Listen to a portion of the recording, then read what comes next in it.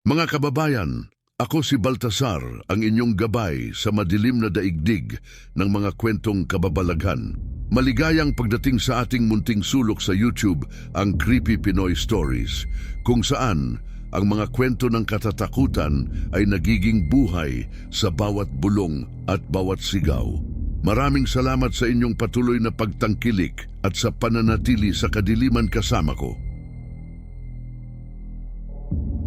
Huwag kalimutang pindutin ng like button at mag-subscribe na rin upang hindi ma-miss ang mga bagong upload na puno ng kilabot at lagim.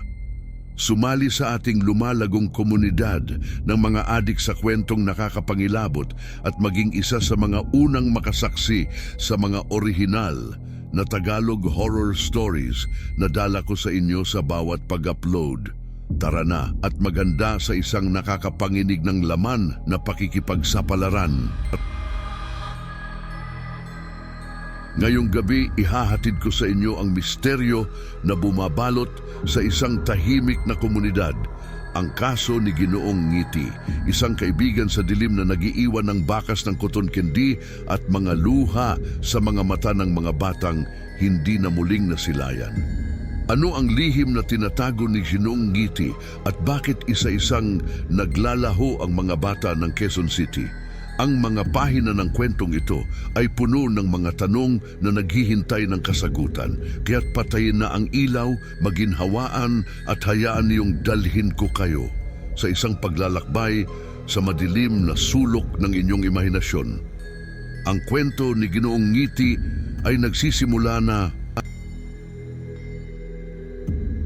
sa isang tahimik na opisina sa Quezon City, habang ang mga dahon sa labas ay marahang hinahampas ng malamig na simoy ng hangin, si Miguel na nakaupo sa harap ng kanyang child psychologist, si Dr. Santos, ay nagsimulang magbahagi ng kanyang mga saloobin. Ang silid ay puno ng katahimikan, tanging ang mahinang pagugong ng aircon at ang paminsan-minsang patak ng orasan sa dingding ang naririnig. Doc, hindi po siya ordinaryong kaibigan. Sambit ni Miguel, ang mga bakas ng luha sa kanyang pisngi at galit sa kanyang mga mata ay saksi sa kanyang pinagdadaanan. Si Ginoong Ngiti, lagi ko siyang nakikita sa paanan ng aking kama tuwing gabi. Habang inilalarawan ni Miguel ang kakaibang amoy ni Ginoong Ngiti na katulad ng cotton candy, mapapansin ang pagbabago sa ekspresyon ni Dr. Santos mula sa pagiging kalmado patungo sa pag-aalala. Ang kanyang mga kilay ay nagtagpo at ang kanyang panulat ay tila huminto sa paggalaw sa ibabaw ng papel. Kakaiba no nga yan, Miguel, at sinasabi mo bang hindi siya nagsasalita? Tanong ni Dr. Santos, ang kanyang tinig ay may halong pagdududa at pagkamausisa. Opo, Doc, pero kahit hindi siya nagsasalita, parang naiintindihan ko po siya, tugon ni Miguel. Ang kanyang boses ay may halong takot at pagtataka. Sa pagtatapos ng sesyon, si Dr. Santos ay naiwan sa kanyang opisina. Nagtatala ng mga tala sa kanyang journal, puno ng pagtataka at pag-aalala sa mga kwento ni Miguel tungkol kay Ginoong Ngiti. Ang mga pahina ng kanyang journal ay tila nagiging saksi sa isang kakaibang kababalaghan na unti-unting bumabalot sa kanyang mga pasyente. Sa sumunod na mga araw, habang si Dr. Santos ay nakikipag-usap sa iba pang mga batang pasyente, unti-unti niyang napansin ang paglitaw ng mga kwentong katulad ng kay Miguel. Ang bawat bata ay may sariling kwento, ngunit tila iisa ang kanilang pinagmulan.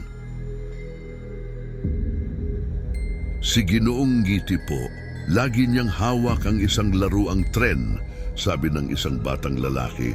Ang kanyang mga mata ay tila malalim ang iniisip.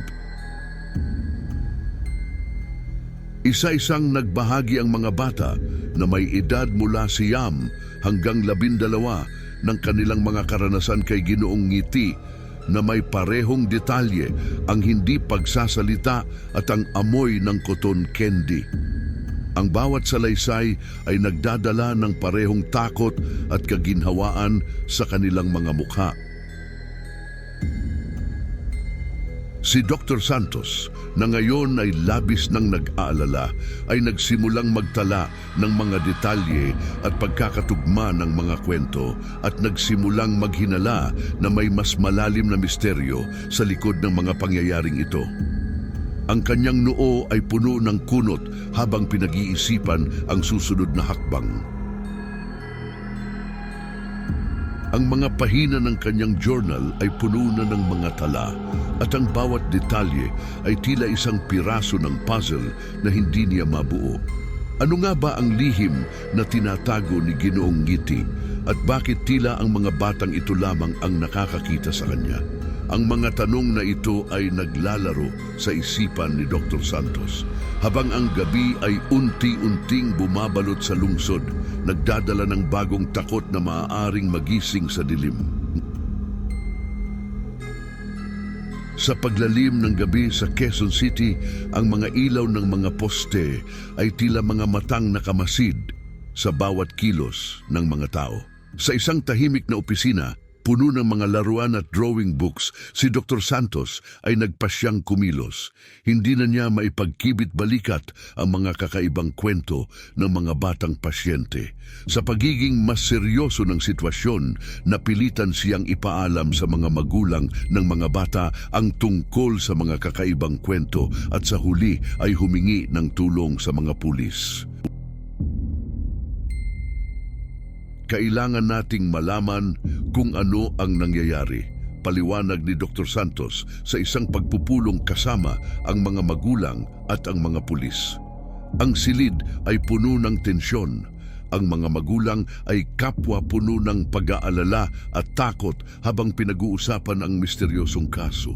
Ang mga mata nila'y nagtatanong, nagmamakaawa ng kasagutan. Sa isang sulok ng silid, ang mga bata ay tahimik na nakaupo. Ang kanilang mga matay kumikislap sa ilalim ng malamlam na ilaw. Nang hingan sila na iguhit si Ginoong Ngiti, lahat sila ay kumuha ng pulang krayola at nagpinta ng buong pahina ng pula. Ang mga magulang ay napasinghap at ang mga pulis ay nagkatinginan. Ang mas malalim na takot at pagtataka ay kumalat sa kanilang mga mukha na parang apoy. Ang mga pulang pahina ay tila sumisigaw ng babala, ngunit ano ito? Ang sagot ay naghihintay lamang sa mga anino nakatago sa dilim ng gabi. Sa pag-asang malutas ang misteryo, naglagay ng mga kamera at baby monitor sa mga kwarto ng mga bata. Ang mga magulang, bagamat balisa, ay puno ng pag-asa na sa wakas ay may matutuklasan. Sa bawat gabi, ang mga kamera ay nagpapakita ng normal na gabi sa mga kwarto ng mga bata. Ang mga laruan ay nakakalat sa sahig at ang mga bata ay mahimbing na natutulog sa kanilang mga kama, walang kamalay-malay sa mga matang nagmamasid sa kanila. Ngunit isang gabi, ang kamera sa kwarto ni Miguel ay biglang naging itim, isang kagimbal-gimbal na pangyayari na nagpabangon sa lahat. Nang pumunta ang mga magulang sa kwarto, wala na si Miguel. Ang tanging bakas ng kanyang pagkawala ay ang amoy ng cotton candy na nakapalibot sa buong kwarto na nagiiwan ng kakaibang pakiramdam sa mga magulang at pulis.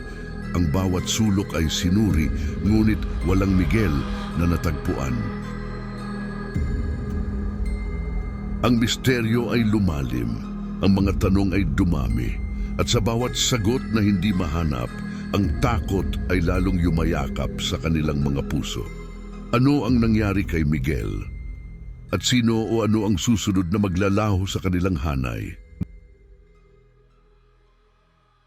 Sa paglipas ng mga araw, ang komunidad sa Quezon City ay tila nababalot ng isang madilim na ulap ng pangamba. Isa-isa, ang mga bata na minsang nagbahagi ng kanilang mga kwento tungkol kay Ginoong Ngiti ay naglaho na parang mga bulang pinutok. Ang mga magulang na dati puno ng pag-asa ay ngayon ay balot na ng takot at kawalan ng kasiguruhan. Anak, anong nararamdaman mo? Tanong ng isang ina habang mahigpit na yakap ang kanyang anak na nanginginig. Masakit po ang ulo ko, Nay, at parang may nakikita akong mga anino kahit sarado ang mga mata ko, sagot ng bata. Ang kanyang boses ay puno ng takot. Ang mga sintomas na kanilang nararanasan, ang sakit ng ulo, pagsusuka at mga guni-guni, ay tila isang malagim na paunang babala ng isang hindi maiwasang kapalaran. Ang mga magulang at mga autoridad sa kabila ng kanilang pagsisikap ay hindi makahanap ng lunas o paliwanag sa mga kakaibang pangyayari. Habang lumalalim ang gabi, ang mga magulang ay nagtipon-tipon. Ang kanilang mga mata ay puno ng luha at pag-aalala. Ano pa ba ang magagawa natin? Tanong ng isang ama. Ang kanyang boses ay nanginginig sa desperasyon. Ang bawat araw ay tila isang countdown sa isang hindi maiiwasang trahedya at ang takot ay kumakapit sa bawat sulok ng kanilang mga tahanan. Ano ang naghihintay sa mga bata? At paano nila malalabanan ang isang kaaway na hindi nila nakikita o nauunawaan? Sa paglipas ng mga buwan, ang 4 na natitirang bata ay naglaho na parang mga dahon na tinangay ng hangin. Ang kanilang mga tahanan ay iniwan na may katahimikan na mas nakakabingi pa sa pinakamalakas na sigaw. Ang mga magulang ay nagpatuloy sa kanilang walang humpay na paghahanap. Ang bawat araw ay puno ng pag-asang makita ang isang pamilyar na mukha sa karamihan. Ngunit walang anak na bumalik, walang tawanan na muling umaling-aungaw sa mga bakanting silid. Ang Quezon City ay naging isang lugar kung saan ang misteryo ay mas matindi pa sa anumang nakakatakot na alamat. Ang mga kalye ay tila nagluluksa sa bawat hakbang ng mga magulang na patuloy na naghahanap ng kasagutan. Ang misteryo ni Ginoong Ngiti na minsang nagdala ng ngiti at ginhawa sa mga batang puso ay ngayon ay isang bangungot na hindi matapos-tapos. Ang kanyang alaala ay isang palaisipan na bumabalot sa komunidad, ang kabanatang walang kasagutan at walang katapusan.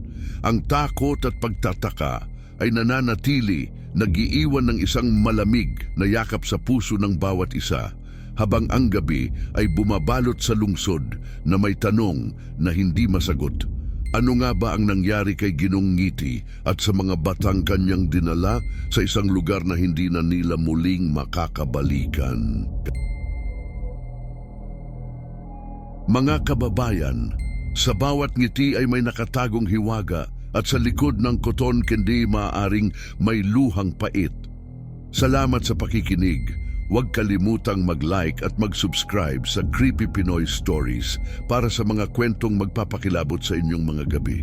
Hanggang sa muli, mga kaibigan sa dilim, at tandaan sa susunod na pag-upload, baka ikaw na ang sumunod kay Ginoong Ngiti. Mag-ingat at mag-abang, sa kadiliman ay may nagmamasid.